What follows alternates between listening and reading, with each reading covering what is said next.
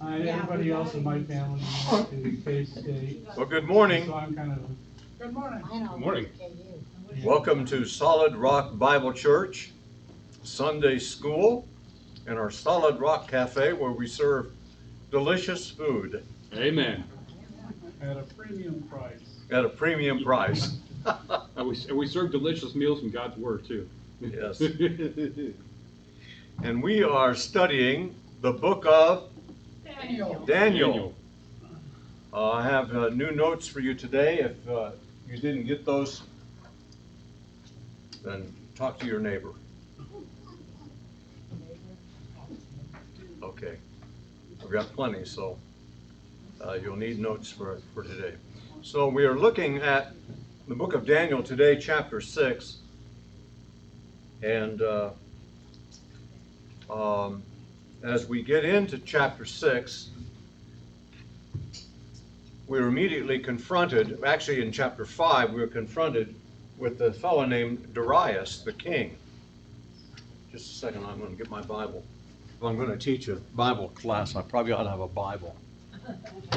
And all God's people said, Amen.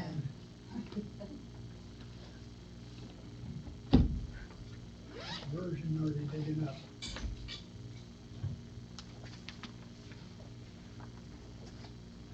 All right, so if you'll notice, in chapter 5 even, you're introduced to this guy, Darius. See if you can find him. You see him?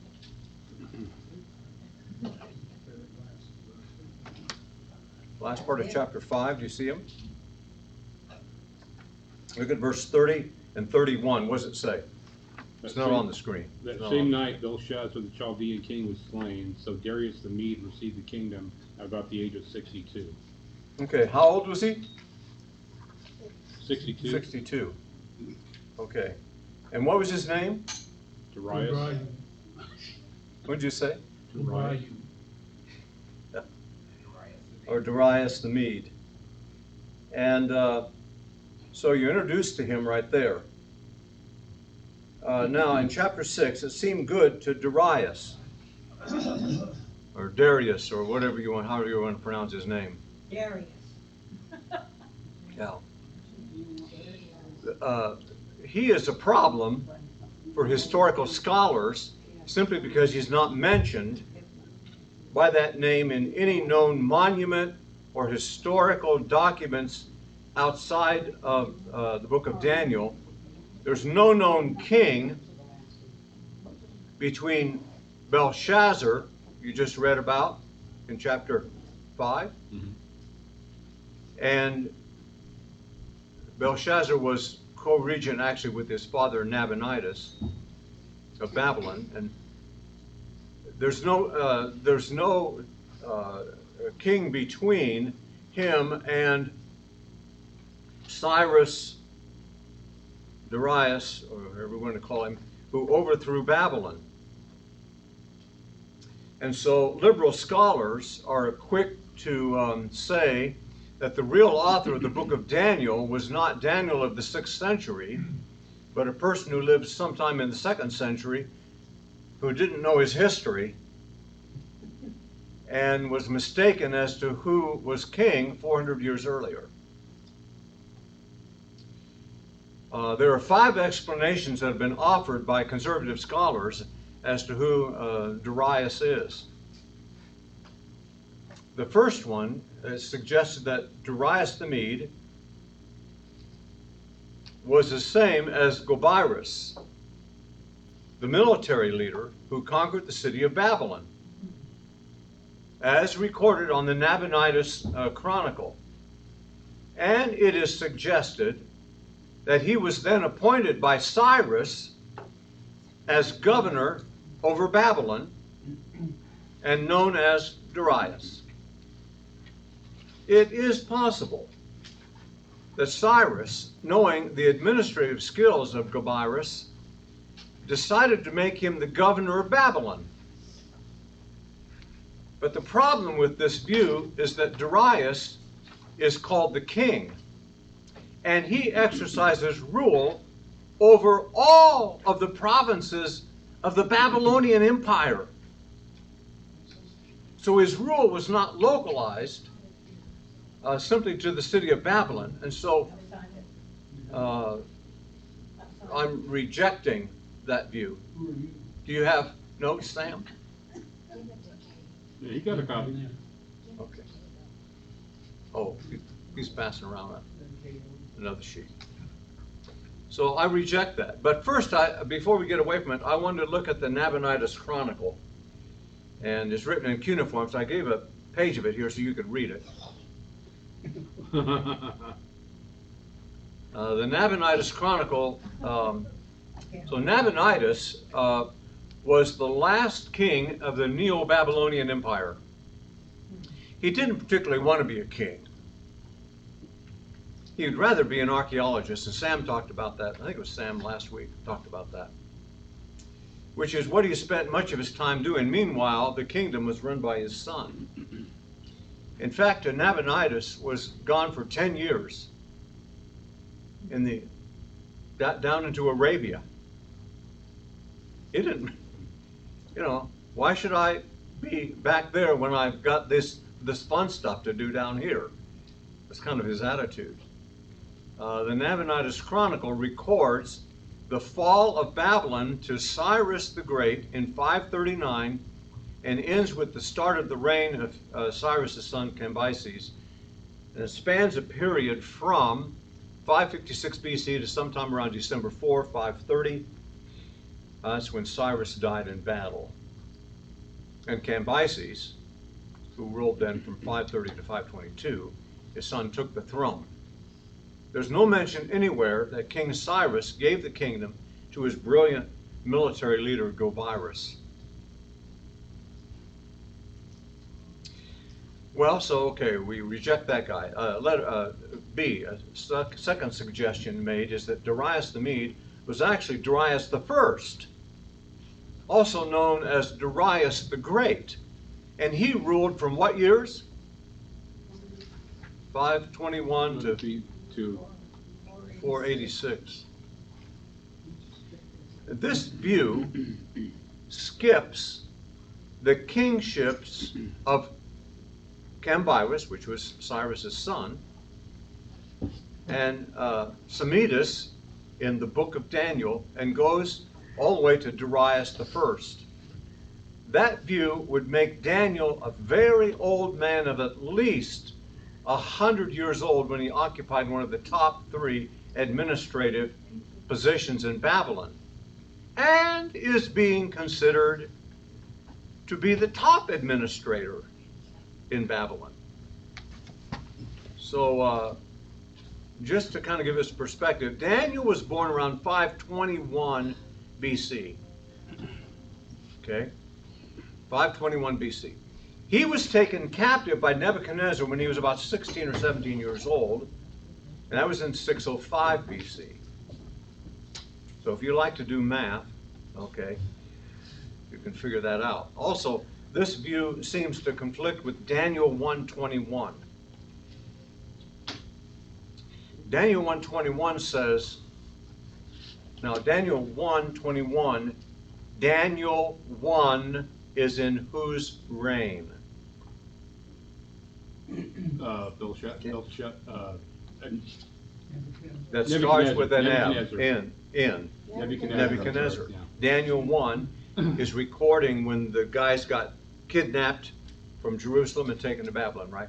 So at the end of, just a little note, at the end of Daniel 1:21, it says that, and Daniel continued until the first year of Cyrus. Well, we're jumping way, so that's just an editorial note being given about the life of Daniel. He continues until the first year of King Cyrus, and that would make Daniel about 83 years old at the time to the first year of King Cyrus. That doesn't mean that he died that year, but that he continued in government leadership until that time. Because Daniel 10 verse 1 still has Daniel receiving revelations from God in the 3rd year of Cyrus. So when it says he continued until the 1st year of Cyrus, it just means he was in government positions until then. All right. So in the 3rd year of King Cyrus, he would have been 85, 86, something like that. But to put Daniel in the highest position of administrative leadership when he is over 100 years old seems to me to be something of a stretch. So I reject that view. Letter C. Darius the Mede was actually Cambyses, the son of Cyrus, and a lot of things lend itself to this. It seems unlikely, though, since Daniel 5:31 says that Darius the Mede was how old? 62 years old when he conquered Babylon, and that'd be in 539. If he's 62 and he's the son of Cyrus, I wonder how old Cyrus is at that point. He'd be an old man when he's starting a new kingdom. Also, since he was the son of Cyrus, why would he be called the Mede? Also, as mentioned above, Daniel 1 said that Daniel continued until the 1st year of Cyrus, meaning he continued in leadership until then. Daniel was still alive and receiving revelation from God in the 3rd year of Cyrus, but is no longer in political leadership. D. Darius the Mede was just King Darius and was the king of the Persian Empire in 539 BC when he conquered Babylon. Now this is just taking a very simple reading of the text that says that's what he did. He then ruled for not 2 or 3, but 3 years, because it talks about the 3rd year. Ruled for a few years and was replaced by Cyrus. And at first, that view seems to have support from the text of Daniel. For example, Daniel 6:28 reads, somebody read that for me. Daniel 6:28, what does it say? You can read it off the screen. Daniel enjoyed success in the reign of Darius and in the reign of Cyrus the Persian. All right. So Daniel enjoyed success during the reign of Darius and in the reign of Cyrus the Persian. Now that statement seems to put those 2 men in sequence, doesn't it? First in the reign of Darius, then in the reign of Cyrus. Seems to put them in sequence. Now that view is presented by Got Questions online. However, I think that view is untenable. Because history records that Cyrus, the rule of Cyrus as king of Persia, was from actually 559 to 530 BC. He was already the king of Persia for 20 years before he conquered Babylon. So to say that he comes after Darius does not really fit with history. And the Nabonidus Chronicle records that it was Cyrus who overthrew Babylon. Not just that, but you can. Somebody open to 2 Chronicles 36. See if you can find 2 Chronicles 36. See if you can find who was conquering. So, this guy Cyrus is mentioned 23 times in the Old Testament, and so he's kind of a frequently mentioned guy. But what happens in 2 Chronicles 36? That kind of the end of it. It talks about Cyrus. So the people of the land took Joahaz, the son of Josiah, and made him king in place of his father in Jerusalem. Joahaz was 23 years old when he became king. Okay, what part of 36 are you? 36:1. No, you want to go clear to the end of 36. Oh, okay. So starting in what verse? Just find the word Cyrus. Verse 22. Yeah. Okay.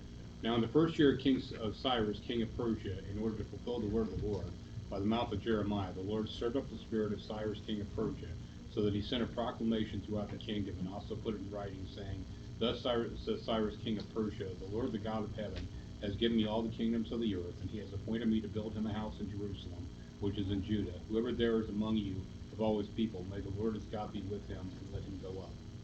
Okay, so what happened was in 539 BC,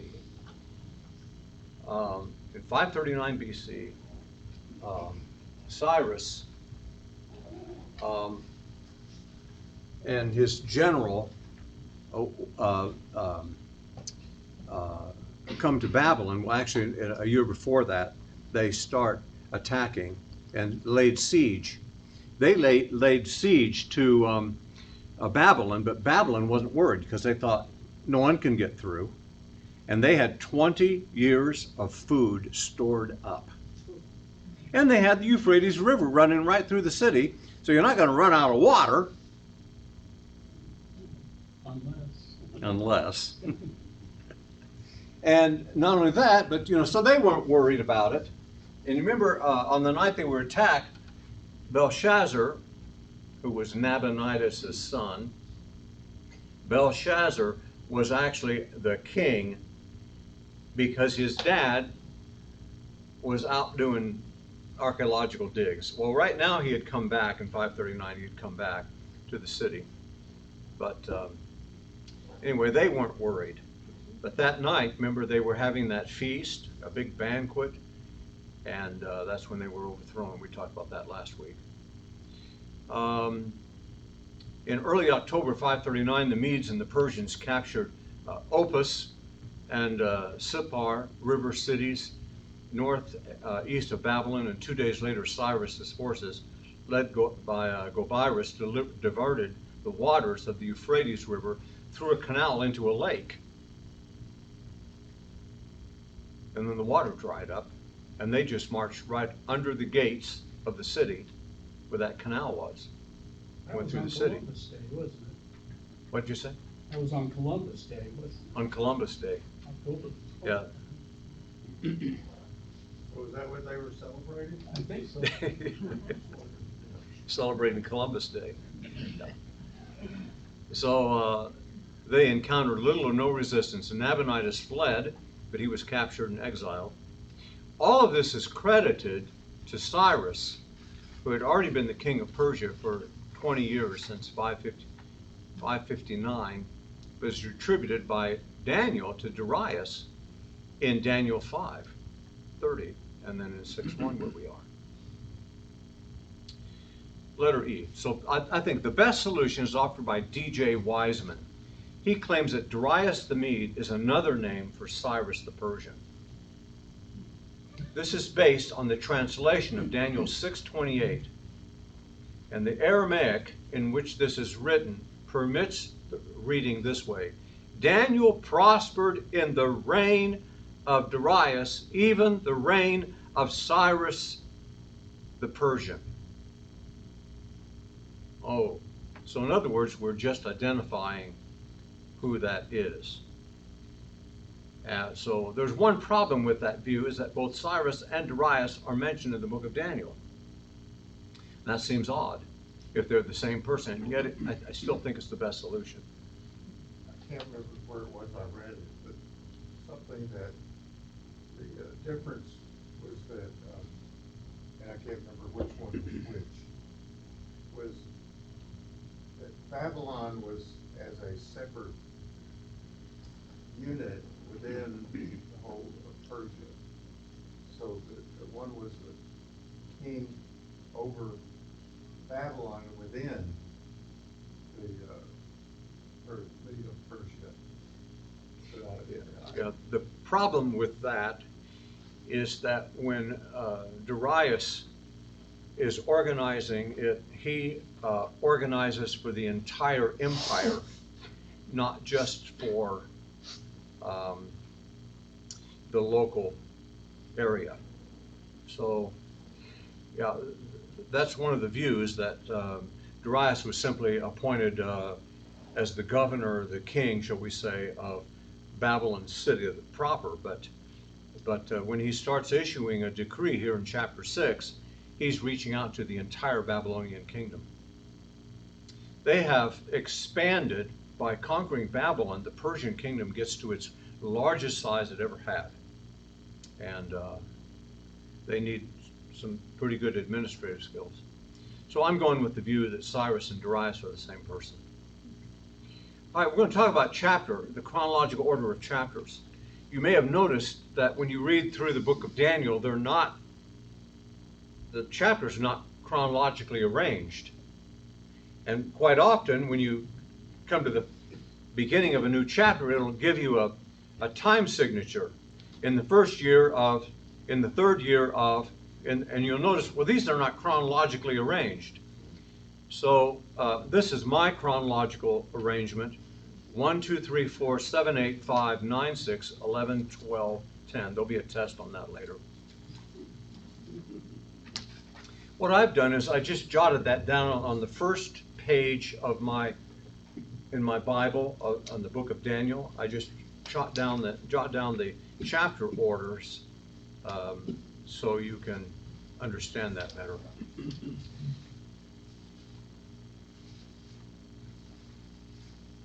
Just because I like charts. This is just, and I gave this to you, I think, in your notes. Chapter 1, I don't think you had all the arrows, though. The first 4 chapters are under Nebuchadnezzar, and they're in sequence.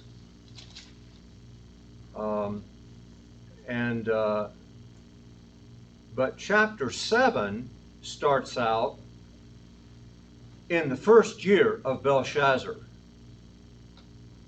Chapter 8 starts out in the 3rd year of Belshazzar. Chapter 5 is obviously the last year of Belshazzar, because that's when he gets conquered. So we've got chapter 5 is, chronologically way out of sequence, because it's talking about the last year of his life, and then you get to 7 and 8, you got the 1st and 3rd years of the same guy. So there's a reason for putting those in that order. But if you want to know the sequence, here it is. And then chapter 9 is Darius' first year. Chapter 6 is probably the 1st or 2nd year of Darius. And chapter 11 starts out, it's the 1st year of Darius. And chapter 12 is the 1st year of Darius. But chapter 10 is the 3rd year of Cyrus, which I say is the same person as Darius. So, anybody confused yet? If you just write down the chapter sequence, I think you'll be fine. All right. I want to notice the comparison between chapters 3 and 6, because it's kind of interesting. In chapter 3, Shadrach, Meshach, and Abednego took a negative stand to not bow down to an idol. Remember the big image that Nebuchadnezzar, they were thrown into a fiery furnace for a sin they would not perform. In chapter 6, where we are today, Daniel took a positive stand to pray to God and was thrown into the den of lions for a devotion he would not neglect. There was a sin they would not perform, but here's a devotion he will not neglect. He's going to get thrown into the lion's den because he didn't want to skip a day, even one of his sequence of 3 times a day of praying. Just like you.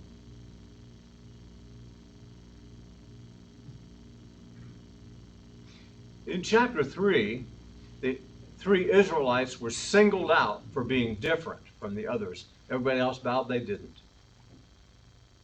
In chapter 6, Daniel is targeted for being better. He's a better leader than the others. In both instances, God supernaturally protected his people from the expected outcome, which was death. But the biggest difference is that Nebuchadnezzar was not targeting anyone in particular when he commanded everyone to bow down and demonstrate their loyalty.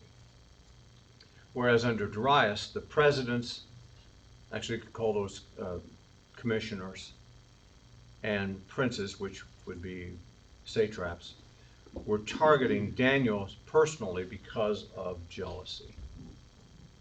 Now, I want to talk about the structure of chapter 6 because it's kind of interesting. The structure of Daniel 6, you may not catch this if you just do a quick reading of chapter 6. You might not catch the literary style of it. So Daniel 6 is like a literary mirror. So it's called a chiastic or a chiasm or chiasmus. It's based on the letter chi, which is often called chi. If you're in chi, delta, whatever sorority, you call it chi, but if you're studying Greek, you call it chi. We're going to call it chi here. Chi is a Greek letter that looks like an X. And when you think about an X, and if you cover up it, half of it, you have what? V. You have a V. But if it was sitting on the water or a mirror or something, then it makes an X. So it's kind of, a letter itself is kind of reflective. The structure of the chapter is basically a chiastic, centering on God's deliverance of Daniel. So notice this. So I color-coded it so you would notice the mirror effect of this chapter. Notice how it starts out. There's an introduction about Daniel's success, but how does the book end? A conclusion about Daniel's success. All right. And then letter B derives signs and injunction, and Daniel takes his stand. All right, but down here in verse 25, 27, Darius signs a decree and takes his stand. See how this is mirroring? And 3, the blue, Daniel's colleagues plan his death, but notice the C down here. Daniel's colleagues beat their death. And then in the middle of the chapter, Darius hopes for Daniel's deliverance, and then Darius witnesses Daniel's deliverance. So that's the way it's structured. You say, well, I've never heard anything like that. Oh, yes, you have. You've used chiasms before. And I think I recorded a few of them there for you. Used it to make tea. Used it to make tea. Chai tea. All right. Did I record some in your notes? A couple of those that we used? I think I did. Didn't I? The book of Ruth. Yeah, the book of Ruth is an example. The whole book of Ruth is set up that way. But I thought I gave you some that we use.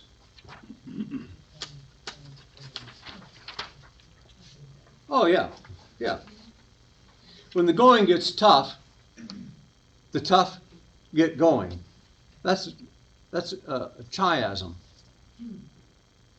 To fail to plan is to plan to fail. You see how that mirrors itself? So there are dozens of these in Scripture, and sometimes the whole book, sometimes it's whole books that are set up that way, or whole chapters or psalms are set up that way. And but we use them. Can anybody think of another one? I can't.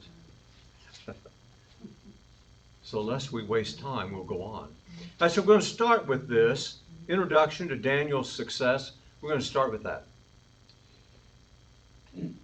This is chapter 6, verses 1 through 3. It seemed like a good idea to Darius to appoint over the kingdom 120 satraps who would be in charge of the entire kingdom. And over them would be 3 supervisors, one of whom was Daniel. These satraps were accountable to them so that the king's interests might not incur damage. What does it say? So the king's interests might what? Not incur damage. Not incur damage. So think about that. Now this Daniel was distinguishing himself above the other supervisors and the satraps. The satraps were usually in charge of a region of the kingdom. And he's got 120 of these because he has 120 political regions that are being administered. So he's got all these guys. I have a question. Yeah. What language is this section written in? Aramaic. That's what I thought. Yeah. So this could be from the court records of Darius. Yeah, as there well. could be. And so, in fact, the king intended to appoint him over the entire kingdom. This guy is in his 80s. But he is, well, let's make some observations. The newly conquered land of Babylon means a huge, big territorial increase for Persia. And that required a new organization to govern that empire.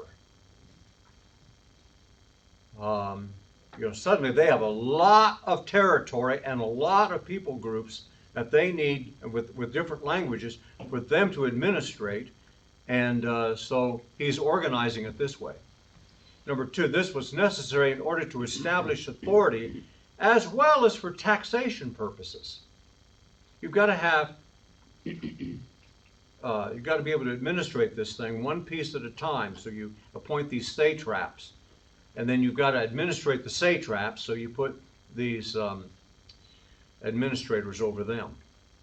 And so Darius did what he could to set up friendly relationships with the people he had conquered, even to the point of using many who had served in previous government to be appointed to positions in the new government. That's why Daniel and some others would have been appointed. Number four, the 120 satraps, officials placed in charge of region, were appointed. They served under 3 supervisors. Daniel was named as one of the 3 supervisors. One of the purposes of this government arrangement was so that the king's, as Darius' interests, his finances, might not incur damage. I don't want to lose money. I want to make sure we're administrating this whole thing and where we have an ability to tax people and they know who's in charge and so on. All right, number 6, Daniel was excelling in his job in doing this. So much better than the satraps and the other supervisors because he had an extraordinary spirit, meaning he was empowered by the Holy Spirit, who worked through his integrity and his ability to do a job flawlessly. Darius planned to make Daniel the head over the other supervisors, and evidently the other supervisors and the satraps knew of this plan, and it really irritated them. It's human nature to not want to be shown up, right? And it sometimes causes jealousy that desperate measures are taken to remove the one that's better than you, and that was the case with Daniel. Jealousy set in, and they were going to do whatever they could. They are angry, they're jealous, they're filled with hate, and when you're that way, you don't really think and reason very well. Have you ever noticed that? When you're angry and you're filled with hatred and resentment, you're not very rational. I've heard it described that when you're angry, your mental thinking capacity shrinks to the point of a small neck clam. Yeah. All right, letter B. Darius signs an injunction, and Daniel takes his stand. Remember, we're in this chiastic form. This is letter B in that. The trap is set. Consequently, the supervisors and satraps were trying to find some pretext against Daniel in connection with administrative matters. They were unable to find any such damaging evidence because he was trustworthy and guilty of no negligence or corruption. That's really something. I mean, I get this visual picture in my mind of these guys breaking into Daniel's office, kind of like a Watergate scene here. We're breaking into his office, and they're ruffling through all of the file folders, and they're looking at all the records and trying to find a mistake, trying to find some kind of corruption, trying to find something that would be incriminating to this guy. And I can imagine we got 6 guys in the room, and everybody's got their pile of stuff they're looking through. Sounds like Congress. Sounds like Congress, yeah. Amen. They're all looking for something. We need some kind of damaging evidence so we can impeach this guy. And if we can't find something, we'll make it up. Daniel was his century's Donald Trump. Yeah. So, and they can't find anything, but you know, they get to talking and they get to thinking, you know, well, boy, that Daniel sure is a religious guy. Yeah, he is. I tell you what, I've noticed that on a regular basis, every day he prays 3 times a day.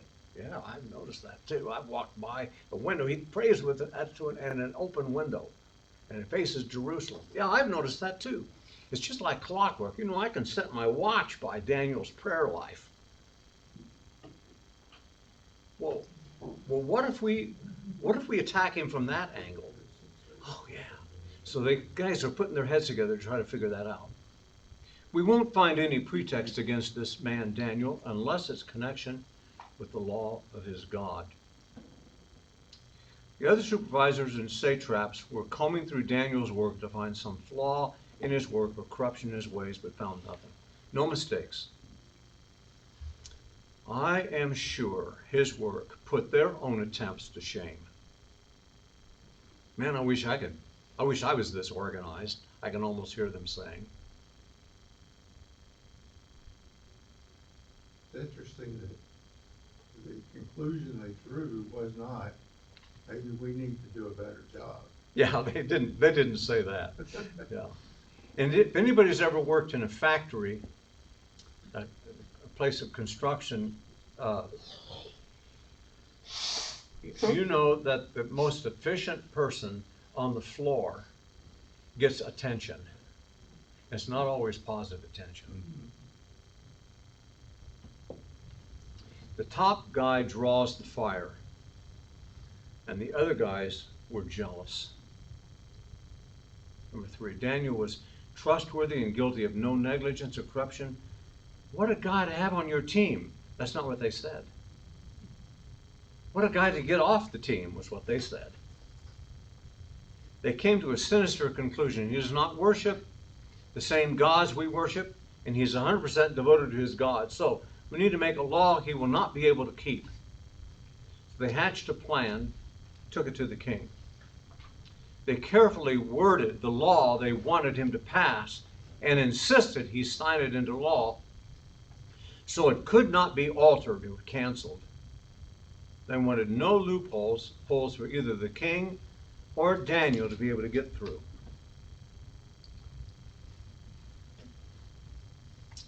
Darius signs an injunction and Daniel takes his stand. The decree is signed. So these supervisors and satraps came by collusion to the king and said to him, "O King Darius, live forever. To all the supervisors of the kingdom, the prefects and satraps and counselors and governors, it seems like a good idea for a royal edict to be issued and an interdict to be enforced. For the next 30 days, anyone who prays to any god or human other than you, O king, should be thrown into a den of lions. Now let the king issue a written interdict so that it cannot be altered according to the law of the Medes and Persians, and which cannot be changed." So King Darius issued a written interdict. Observations. When those plotting Daniel's demise speak to the king, they deceptively make it sound as though all the supervisors and satraps, as well as all other employed in government positions, have agreed on this decree. Number 2, the text does not say how many of the supervisors and satraps were out to get Daniel. It could have been a handful, it could have been more than that. We don't know. Number 3, this decree puts Darius on the level of a god. And he kind of likes that. And number 4, the flattery was more than King Darius could resist.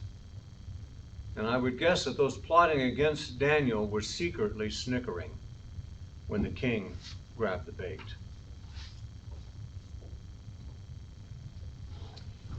Number 3, Daniel takes his stand. When Daniel realized that a written decree had been issued, what did he do? Same thing he'd been doing all along. Same thing he'd done yesterday, same thing he'd done last week. Where the windows of his upper room opened toward Jerusalem, and 3 times daily he was kneeling and offering prayers and thanks to his God, just as he had been accustomed to do previously. Nothing changed in Daniel's devotion and spiritual routine to pray toward Jerusalem 3 times a day. He offered prayers and thanks to God. He was as thankful in this time of distress as he was before the hard times came.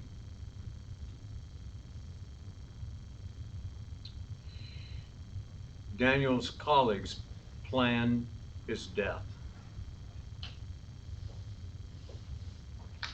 The accusation before the king, catching him in the act of prayer. Then those officials who had gone to the king came by collusion and found Daniel praying and asking for help before his God. Let's make some observations on it. The accusers had to get close enough to hear Daniel. Daniel likely knew they were listening, and probably made sure he talked loud enough for them to hear.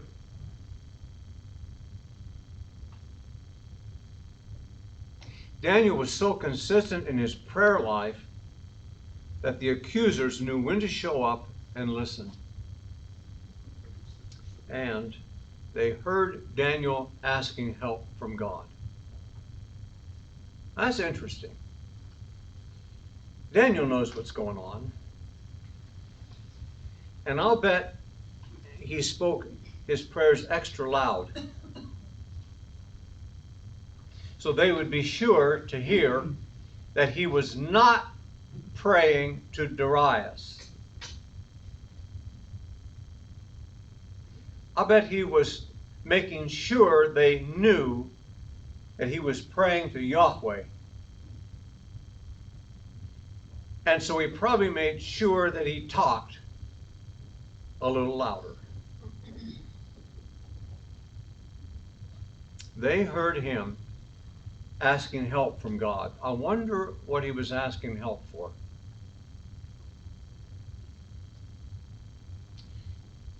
I would almost guess that he was saying, God, I know what's being plotted against me, and I'm asking your help in this matter, your protection, your direction, your wisdom.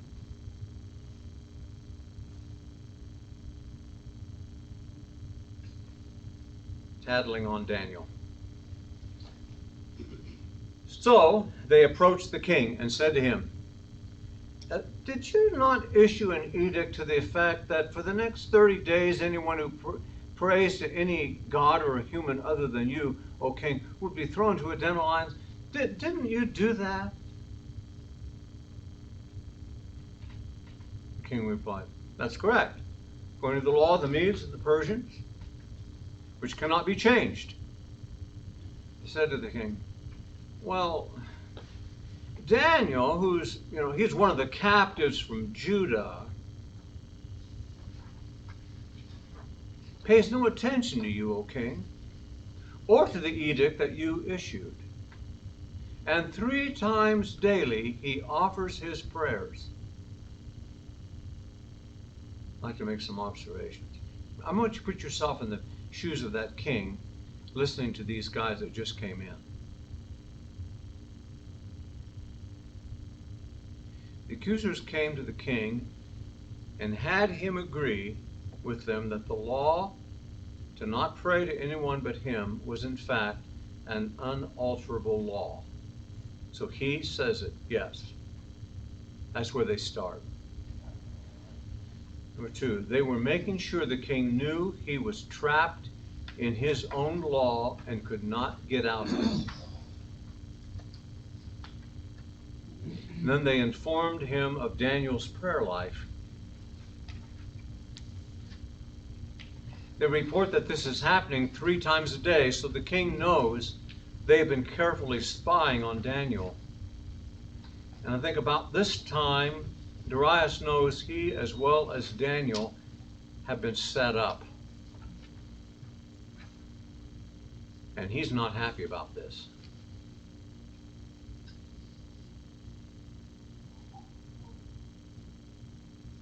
Notice his reaction. When the king heard this, he was very upset.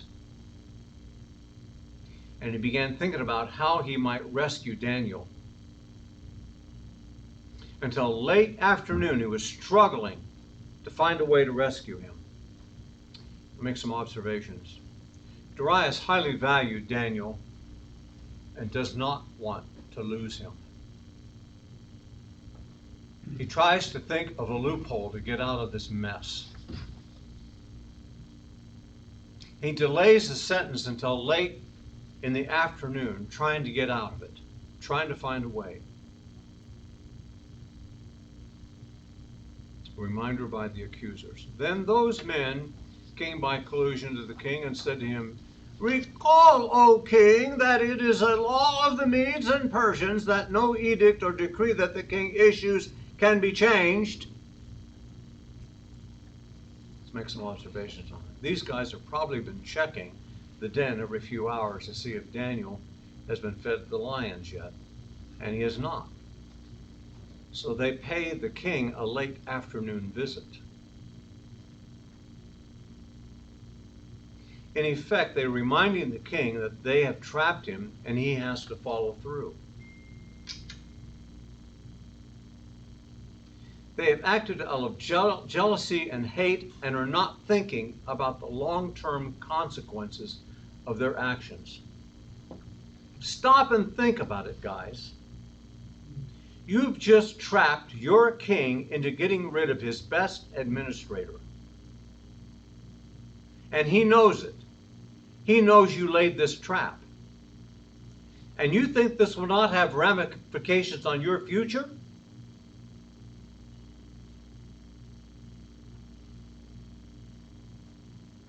And I suggest to you that their hate has blinded them into this plot. Yeah, they've got the king where they want him. Yeah, they've got Daniel. He's got to be thrown to the lion's den. And as far as they're concerned, and as far as the king is concerned, it's going to be the end of Daniel. I can't remember if it was last Sunday morning or Sunday evening we were talking about the anti-Semitism was something that is inspired or brought about by Satan. Is that at play here too? Is the comment that they made about Daniel was one of the captives from Judah seems to stick out? Yes, it seems it has anti-Semitic ramifications to it. It does. It has anti-Semitic ramifications. Yeah. I'm reminded of the phrase that those who refuse to learn from history are doomed to repeat it. And I was thinking about these wise men and counselors and the history of their opposition and how it usually ended for them. Yeah.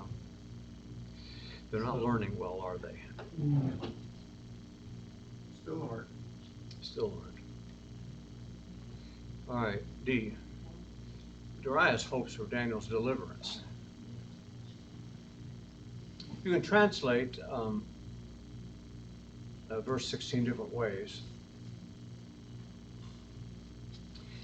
Some would translate it as a hope or a prayer. The Net Bible translates it as a statement. So the king gave the order, and by the way, this is the public action. The public action is what he had to do publicly. The king gave the order, and Daniel was brought and thrown into the den of lions. The king consoled Daniel by saying, "Your God whom you continually serve will rescue you."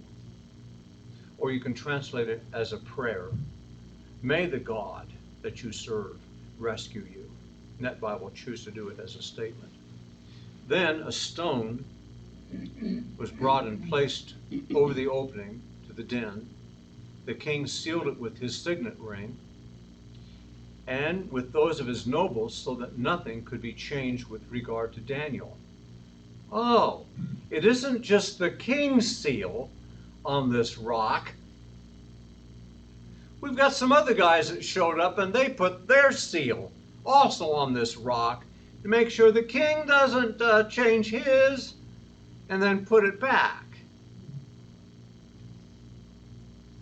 You have multiple seals that are applied to this stone. Make some observations. Publicly, Darius had to carry out the order, and he does so.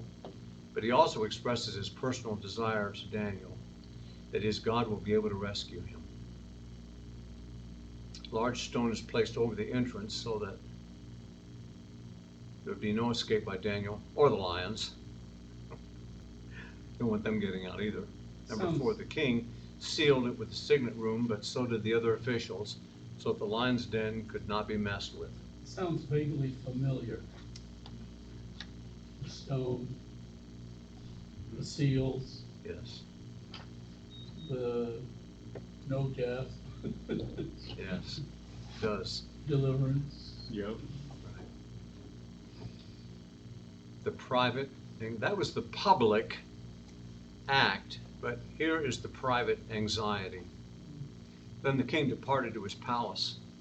He spent the night without eating. No diversions were brought to him. He was unable to sleep.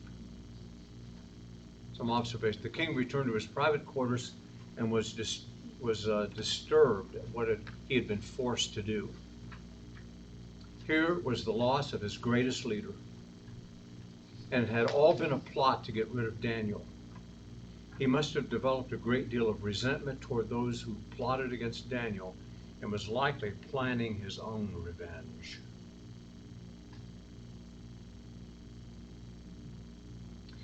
The king refused to eat. He wanted no entertainment. He could not sleep that night.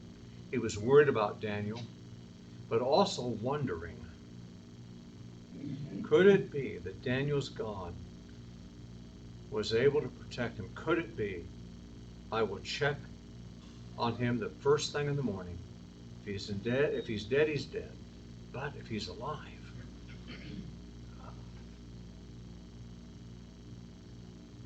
and all the while, all through that night, he doesn't sleep, and he's thinking about the conversations that he's had with those other administrators and satraps that had plotted this thing.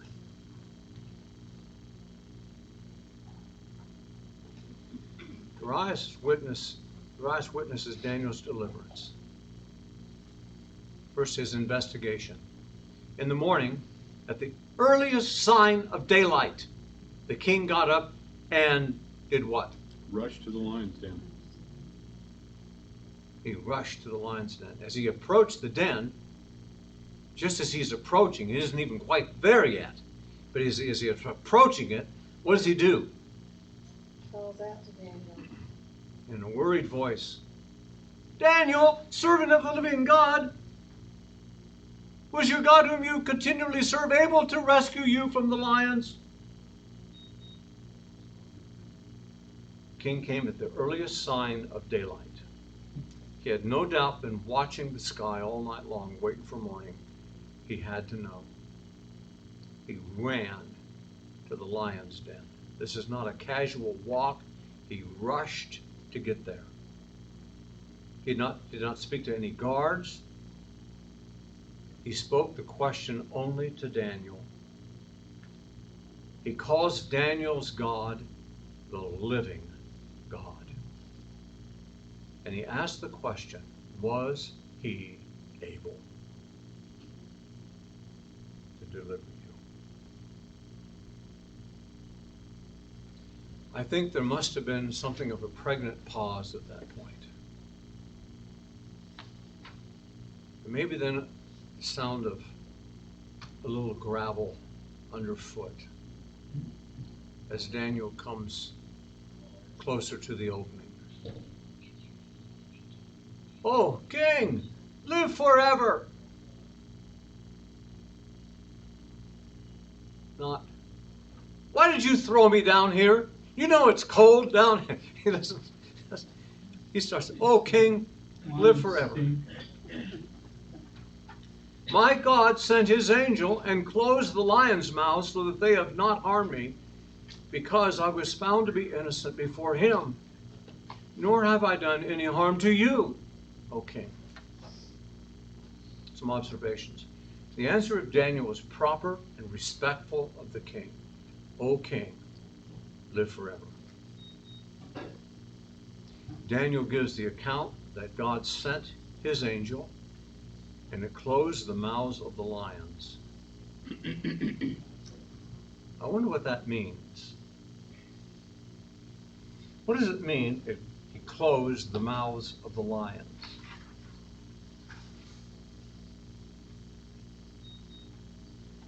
You'll say, shut your mouth. He said to them, shut your mouth. You can think about it, but don't do it.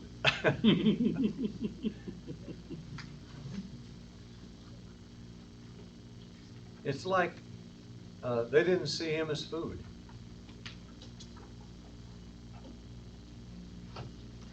Number 3, Daniel gives 2 reasons why God protected him. The first was that Daniel was found to be innocent in the sight of God. And the second was that Daniel had done no harm to Darius.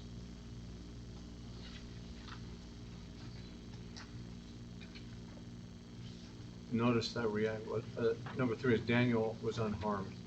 Then the king was what? Delighted. Delighted. And he gave the order to haul Daniel up from the den. So Daniel was hauled up from the den, had no injury of any kind because he had trusted in his God. Some observation. Darius' response was that he was delighted that Daniel had been protected and remained unharmed. And he gave order to have Daniel hauled out of the lion's den, and upon examination, found to be unharmed. The reason given, he had trusted in his God. All right, so as we go through this chiastic structure, we come to the letter C, dash. Daniel's colleagues met their death in verse 24. Then the king gave another order. And those men who had maliciously accused Daniel were brought and thrown into the lion's den. They, their children, and their wives, they did not even reach the bottom of the den before the lions overpowered them and crushed all their bones. Some observation. The king issues another order. I'll bet he'd been thinking about this order all night long. This one was to bring the men who had maliciously accused Daniel and throw them into the lion's den, along with their wives and children. Even their families paid the high price for their wickedness. The lions, as it turned out, were hungry. The lions attacked them before they reached the floor of the den. Their bones were crushed in the powerful jaws of the lions. And then, in our chiastic thing, we come back to the letter B. Darius signs a decree and takes his stand. Then King Darius wrote to all the peoples, nations, and language groups who were living in all the land, peace and prosperity. I have issued an edict that throughout all the dominion of my kingdom, people are to revere and fear the God of Daniel, for he is the living God. He endures forever. His kingdom will not be destroyed. His authority is forever. He rescues and delivers and performs signs and wonders in heaven and on the earth. He has rescued Daniel from the power of the lions. I want you to notice Hebrew poetry. It is Hebrew poetry. John picked up on that right away. Yes, sir. The structure of that is Hebrew poetry.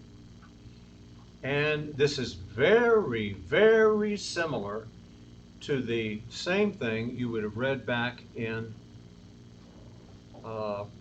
after Nebuchadnezzar had thrown Shadrach, Meshach, and Abednego into the fire, and they come out, and Nebuchadnezzar praises God. It's very similar.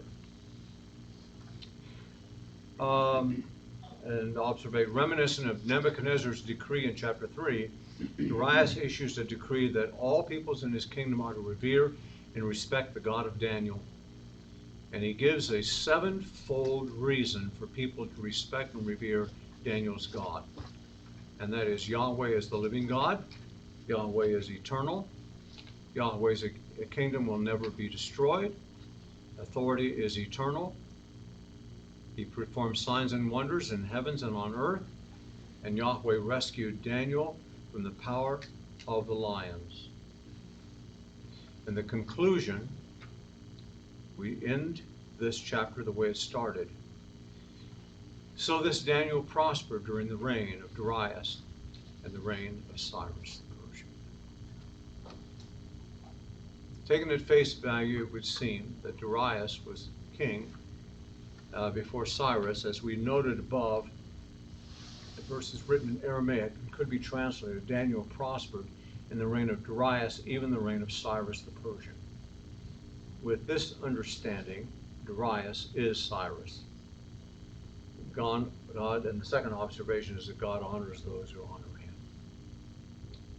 The prosperity referred to is likely that he gained respect and honor, and probably monetary gain as well.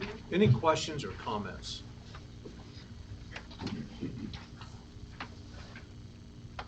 We made it through that chapter. I didn't know if we would. I saw a lot of the parallels to the resurrection of Christ Yes. in all of this. Yes. Yep. A few of the numbers have been changed. Yes. Super